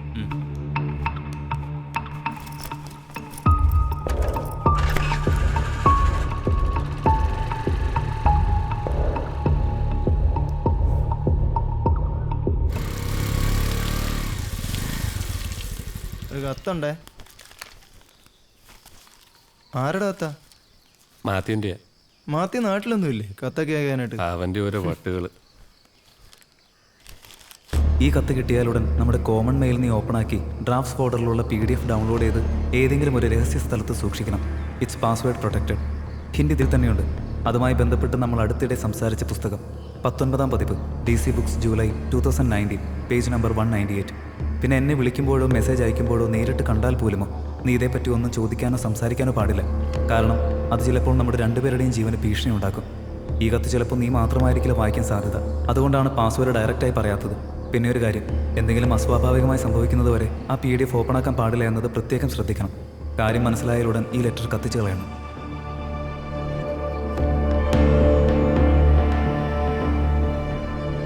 സോളമന്റെ മുദ്ര. The da Vinci code. Hello hello, ഞാൻ സജീവ. മാത്യു വന്നായിരുന്നോ? ഇല്ല, ഇന്ന് ലീവ് വിളിച്ചു പറഞ്ഞു. പിന്നെ താനൊന്ന് സൂക്ഷിക്കണം കേട്ടോ. അതെന്താ താൻ അങ്ങനെ പറഞ്ഞു? ഇന്നലെ താൻ പോയി കഴിഞ്ഞ് മാത്യു എന്നോട് കുറേ നേരം സംസാരിച്ചു. വിഷയം നമ്മൾ നേരത്തെ സംസാരിച്ചൊക്കെ തന്നെ. പക്ഷെ തന്നെ ഇനി ജീവനോടെ വെച്ചേക്കില്ലെന്നൊക്കെ പറഞ്ഞാ പോയത്. അത് പറയാനാ സത്യത്തിൽ ഞാനിപ്പോൾ വിളിച്ചത്. എനിക്കൊരു കത്ത് വന്നു.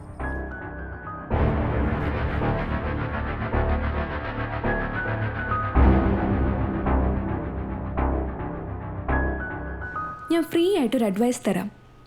Attack is the best defence. തന്നെ കൊല്ലുന്നതിന് മുമ്പ് തനിക്ക് അയാളെ കൊല്ലാൻ പറ്റിയാലോ?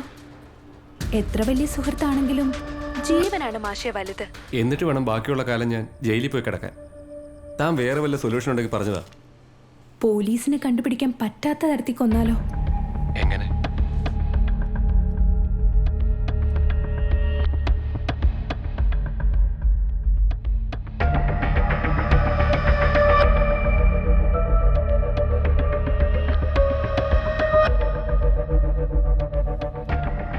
ലക്ഷ്യം മാർഗത്തെ സാധൂകരിക്കുമെന്ന് കേട്ടിട്ടില്ലേ? Go ahead.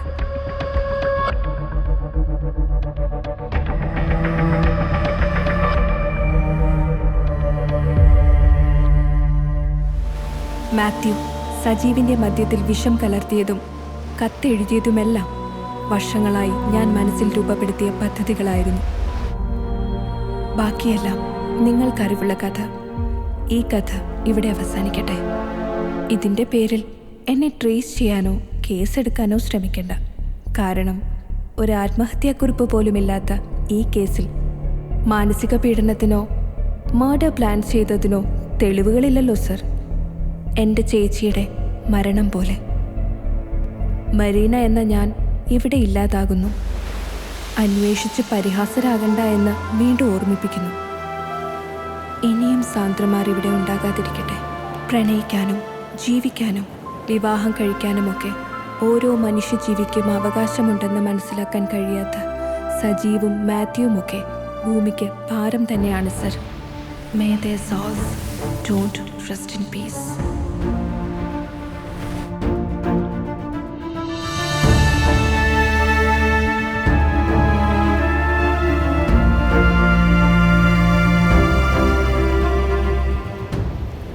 അല്ല സാറേ, ഈ തെളിവ് വെച്ച് നമുക്ക് ആ കേസ് റീഓപ്പൺ ചെയ്തൂടെ? അതുകൊണ്ടൊന്നും പ്രത്യേകിച്ച് കാര്യമില്ലടോ. അതല്ല സാറേ, നമ്മളെയൊക്കെ പൊട്ടന്മാരാക്കിയിട്ട് അവളെ അങ്ങനെ വെറുതെ വിടുന്ന ശരിയല്ലല്ലോ. ആണോ സാറേ? ഒരു മെസ്സേജിൻ്റെ ബേസിൽ കേസ് എങ്ങനെ റീഓപ്പൺ ചെയ്യും? വെറുതെ മീഡിയയുടെ മുമ്പിൽ നാണം കെടാവുന്നുള്ളത് വേറെ പ്രയോജനമൊന്നുമില്ല.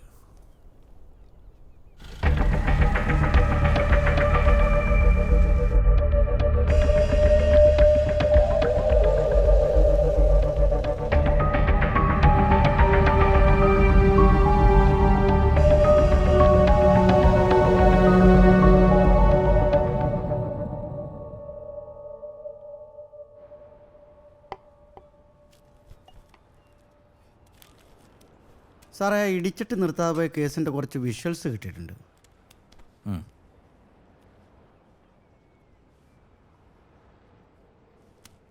അക്കാര്യം സംസാരിക്കാനല്ല തന്നോടിപ്പോൾ വരാൻ പറഞ്ഞത്. നിങ്ങളെ ഞാൻ എൻ്റെ സ്വന്തം ചേട്ടനെ പോലെ കണ്ടത്. ആ മാത്യു സജീവ് കേസിൽ അർപ്പിത പോലും അറിയാതെ ചേട്ടൻ ടീമിലെടുത്ത് അതുകൊണ്ടാണ്. ഇപ്പം എന്താ സാറേ വീണ്ടും ഇതൊക്കെ പറയാൻ? താൻ വാ.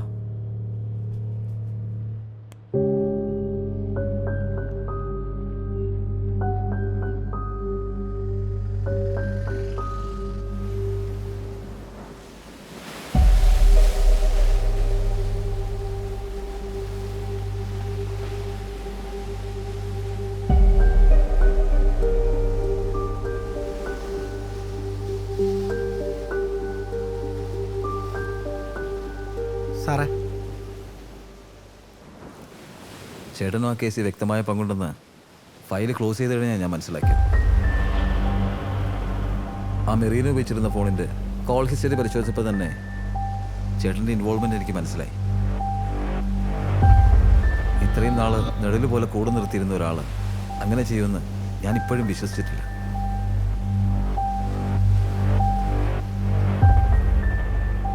ചേട്ടൻ തന്നെ പറയണം, ഞാൻ മനസ്സിലാക്കിയതൊക്കെ സത്യമാണ്. സാററിഞ്ഞൊക്കെ സത്യം തന്നെയാണ്. ഞാൻ മെറീനെ സഹായിച്ചിട്ടുണ്ട്. അത് പക്ഷേ സാറിന് ചതിക്കണമെന്നോ പൊട്ടനാക്കണമെന്നോ ഒന്നും ഉദ്ദേശിച്ചായിരുന്നില്ല. എല്ലാം കഴിഞ്ഞ് അവളങ്ങനെ ഒരു വോയിസ് മെസ്സേജ് അയക്കുമെന്നൊന്നും എനിക്കറിയില്ലായിരുന്നു. അതറിഞ്ഞിരുന്നെങ്കിൽ ഞാനത് വിലക്കിയേനെ. സാറിനോട് ഈ കാര്യങ്ങളെല്ലാം പലതവണ പറയാനൊരുങ്ങിയതാണ്. പക്ഷേ ധൈര്യം കിട്ടിയില്ല. ഒരു പരിചയമില്ലാത്ത അവൾക്ക് വേണ്ടി എന്തിനാ ചേട്ടാ നമ്മുടെ ഡിപ്പാർട്ട്മെന്റിനെ തന്നെ ചതിച്ചത്? സാറിൻ്റെ വീട്ടിൽ വന്നിട്ടുണ്ടോ? അതും ഇതും തമ്മിൽ എന്ത് ബന്ധം? മെറീന പറഞ്ഞ കഥയിൽ സാന്ദ്ര സാറ് മറന്നു കാണില്ലല്ലോ. അതുപോലെ ഒരാൾ എൻ്റെ വീട്ടിലുണ്ട്, എൻ്റെ ഭാര്യ. സാന്ദ്രയെ പോലെ ഒരാളാണ് ഭാര്യ എന്നുള്ളത് മെറീനയെ സഹായിക്കാൻ ഒരു കാരണമില്ലല്ലോ. പൊക്കമില്ലായ്മയാണ് പൊക്കമെന്നൊക്കെ നമ്മൾ പറയാറുണ്ടല്ലോ. അതൊക്കെ സത്യത്തിൽ വെറുമ്പാക്കല്ലേ സാറേ? ഇത്രയും തുല്യതയൊക്കെ പറയുന്ന നമ്മുടെ നാട്ടിൽ ഇത്തരക്കാർക്ക് കൂടി ഉപയോഗിക്കാൻ വേണ്ടി ഒരു പബ്ലിക് ടോയ്ലറ്റ് പോലും ഉള്ളതായിട്ട് സാറ് കണ്ടിട്ടുണ്ടോ? ഉണ്ടാവില്ല. ഒരു ബസ്സിൻ്റെ സ്റ്റെപ്പോ സീറ്റോ പോലും പൊക്കം കുറഞ്ഞവർക്ക് വേണ്ടി ഉണ്ടാക്കാറുമില്ല. പൊക്കമുള്ള നമ്മുടെയൊക്കെ ഇടയ്ക്ക് ഒരുപാട് കോംപ്രമൈസ് ചെയ്തിട്ടാണ് സാറേ അവർ ജീവിക്കുന്നത്. കല്യാണവും പ്രണയവും ഒക്കെ അവരിലേറെ പേർക്കും വെറും സ്വപ്നങ്ങൾ മാത്രമാണ്, പ്രത്യേകിച്ച് പെൺകുട്ടികൾക്ക്. അങ്ങനെയുള്ള മക്കളെ പ്രസവിച്ചതിന് സ്വന്തം ഭർത്താവും വീട്ടുകാരും പോലും തള്ളിപ്പറയുന്ന ഒരുപാട് അമ്മമാരും ഉണ്ട് സാറേ നമുക്കിടയിൽ. എന്തിന് അങ്ങനെ ഒരാളെ കല്യാണം കഴിച്ച് എന്തിനാണെന്ന് എന്നോട് തന്നെ എത്രയോ പേര് ചോദിച്ചിരിക്കുന്നു. അവർക്കെല്ലാം സംശയം ഞങ്ങൾക്ക് കുട്ടികളുണ്ടാവുമെന്നാണ്. കുട്ടികളെ ഉണ്ടാക്കാൻ വേണ്ടി മാത്രമല്ലല്ലോ സാറേ കല്യാണം കഴിക്കുന്നത്. ചേട്ടൻ ഈ പറയുന്നതൊക്കെ ശരിയായിരിക്കാം, പക്ഷെ അതൊന്നും ഒരു കൊലയ്ക്ക് കൂട്ടുനിൽക്കാനുള്ള കാരണങ്ങളല്ലല്ലോ. എല്ലാവർക്കും പേഴ്സണൽ പ്രോബ്ലംസ് ഉണ്ട്. ഈ പറയുന്ന എനിക്കുണ്ട്. അത് ചിലതൊക്കെ ചേട്ടനും അറിയാം. പക്ഷേ നമ്മൾ യൂണിഫോം ഇട്ട് കഴിഞ്ഞാലുണ്ടല്ലോ, അവിടെ പിന്നെ പേഴ്സണൽ ഇഷ്യൂസിനൊന്നും സ്ഥാനമില്ല. അതറിയാം സാറേ. പക്ഷേ സാന്ദ്രയെ പോലുള്ള ഒരാളോടൊപ്പം ജീവിച്ച് അവരുടെ പ്രശ്നങ്ങളൊക്കെ മനസ്സിലാക്കിയ ഞാൻ ആ കുട്ടിക്ക് വേണ്ടി അത്രയെങ്കിലും ചെയ്യണ്ടേ സാറേ? ഒരിക്കൽ ഒരു ആക്സിഡൻറ്റ് കേസുമായി ബന്ധപ്പെട്ട് മെറീനയുടെ ഓഫീസിലെ CCTV വിഷ്വൽസ് എടുക്കാൻ വേണ്ടി ചെന്നപ്പോൾ തോന്നിയ ചെറിയൊരു സംശയം കാരണം മെറീനെ രഹസ്യമായി ഒന്ന് ചോദ്യം ചെയ്തപ്പോഴാണ് സാന്ദ്രയുടെ കഥയും മാത്യുവിനും സജീവിനും ആ കുട്ടിയുടെ മരണത്തിലുള്ള പങ്കുമൊക്കെ എനിക്ക് മനസ്സിലായത്. എല്ലാം കേട്ട് കഴിഞ്ഞപ്പോൾ മെറീനെ സഹായിക്കണമെന്ന് എൻ്റെ മനസ്സാക്ഷിക്ക് തോന്നി. അതിലെനിക്ക് കുറ്റബോധമൊന്നുമില്ല സാറേ. നിയമത്തിന് മുമ്പിൽ ഇമോഷൻസിന് സ്ഥാനമില്ല ചേട്ടാ. അറിഞ്ഞോ അറിയാതെയോ ചേട്ടൻ കൂട്ടുനിന്നത് വളരെ വലിയൊരു തെറ്റിനാണ്. ഇത്രയും നാളത്തെ സർവീസിനിടയിൽ എനിക്ക് കിട്ടിയ വലിയൊരു അടിയായിരുന്നത്. സാരമില്ല, അവളെ പൂട്ടാനുള്ള എന്തെങ്കിലും ഒന്ന് കാലം എനിക്ക് കൊണ്ടുതരും. അതെനിക്ക് ഉറപ്പാ. അന്നൊരു പക്ഷേ ഇതുപോലെ ചേട്ടൻ രക്ഷിക്കാൻ എനിക്ക് കഴിഞ്ഞെന്ന് വരില്ല. സാറിൻ്റെ വിശ്വാസം സാറിനെ രക്ഷിക്കട്ടെ.